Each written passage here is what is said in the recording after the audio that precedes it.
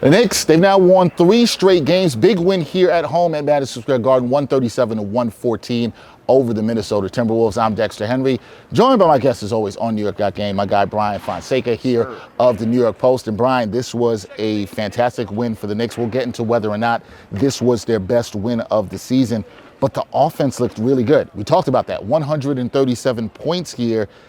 Does this offense look like what we envisioned it to be under Mike Brown? 83 of those points in the second half.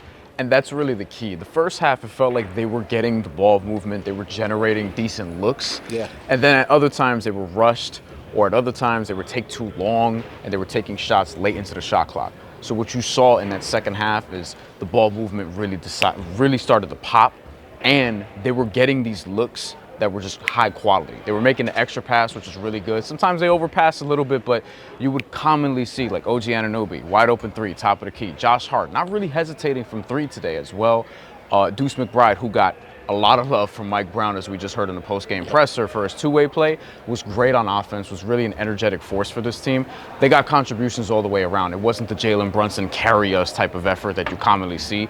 He picked it up in the third quarter, as did everyone else, but it was a great all-around offensive effort, especially in the second half. That's the best we've seen them look. Yeah, I think it's the best you've seen them look. You have to be excited about the offense, and I think another thing that Knicks fans can be excited about here in this game against the Timberwolves was the play of Mitchell Robinson in this one.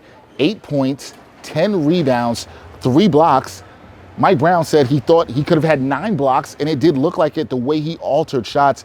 One, how good is it to see Mitchell Robinson just healthy and producing at this level and having this impact that we saw from him tonight? Mike Brown asked in the press conference to all of the media members, so us, how many times have you seen somebody get 9 offensive rebounds in 16 minutes?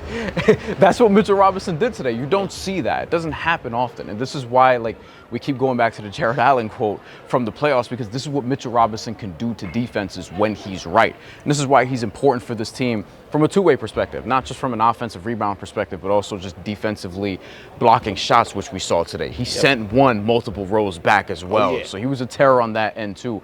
But the offensive glass, just winning those extra possessions, that was really the secret sauce for the Knicks a couple of years ago. They got a little bit away from that last year, but Mitchell Robinson being hurt had a lot to do with that. When he was healthy in the playoffs, you started to see that again. So if that element is there, yes, it adds more dynamics to their offense because you have more guys that can score, that can create a shot, and you have a new system that encourages pace, space, flow, and rhythm. And it's different from the stagnation that we saw last year. So Mitchell Robinson getting offensive rebounds is an important ingredient to that. It was huge. Knicks rebounded the ball extremely well tonight, 50-31 edge on the glass. That was huge. And I think another thing when you look at this game is the bench.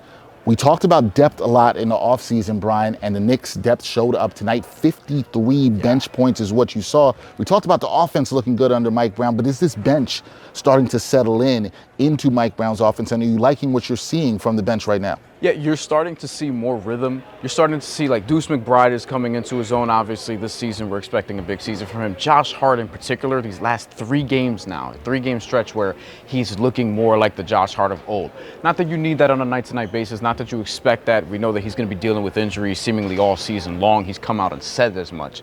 But ultimately, you're looking at the way this team is playing. The bench is going to be a key part of that. Guerschon Yabusele only played 5 minutes. I still think he's going to be more impactful as the season progresses. Jordan Clarkson's role is still pretty limited, but he's starting to give you better, more quality minutes. So you go up and down that bench unit. You're seeing a lot of guys who are going to contribute consistently. It also feels like Mike Brown is starting to hit more of the notes that he wants and feels comfortable with.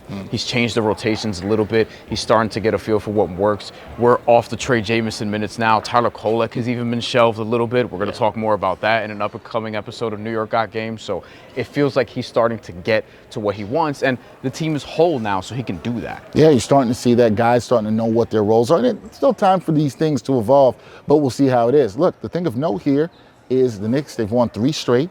They are 5-0 at home, haven't lost a game here at the Garden all season. When you look at this, Bryan, and this win in particular over the Wolves, is this their best win of the year? Is this the best performance, complete performance you've seen from the Knicks thus far this season? Unequivocally, yes. It has to be because of everything we've seen so far. Now, keep in mind, They've been favored to win every game this season except for that first game against the Cleveland Cavaliers on opening night. And they had a couple guys out, right? They had a couple guys out as the Cleveland narrow underdogs, and that was just holdover from last year. Cleveland was a great regular season team. Maybe they do it again, but ultimately it was almost a pick'em game.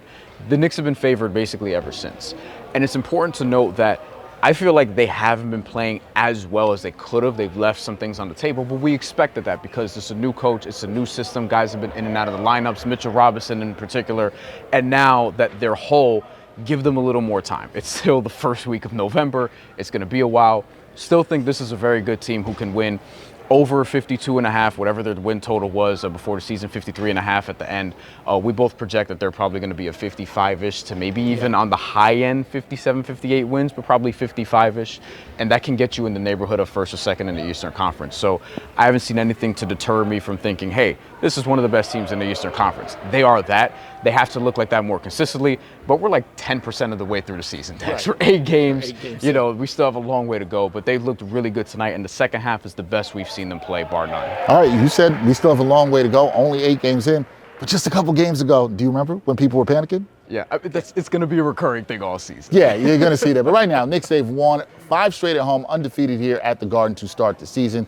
3 in a row in terms of in the win column. They improved to 5-3 on the season after a 137-114 victory over the Minnesota Timberwolves. We'll have a lot more coming on the Knicks later this week on New York Got Game. He's Bryan Fonseca. I'm Dexter Henry. Signing off.